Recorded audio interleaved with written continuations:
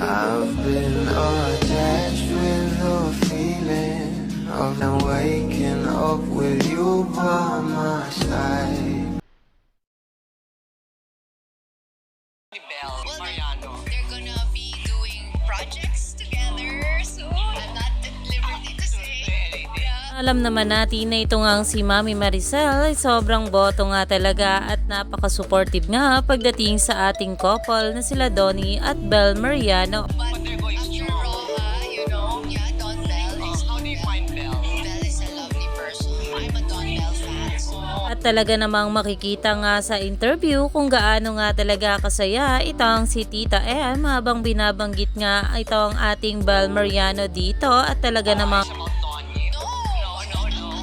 Are you close? Gaano kayo ka-close ni Belle? Well, kasi they're always together in projects and I'm Donnie's co-manager, so I'm there a lot. at ayon pa nga guys sa mga bula ay bagong interview nga ito ni Tita M dahil nabanggit nga raw dito ang Roja at ang mga palabas ng ating couple. Humingi din sa'yo ng advice, wala kasi about career. No. What's your favorite Don Bell movie or series? Can't buy me love. Na talaga namang pinag-uusapan na ayon nga guys sa mga bula may favorite Don Bell fan ever.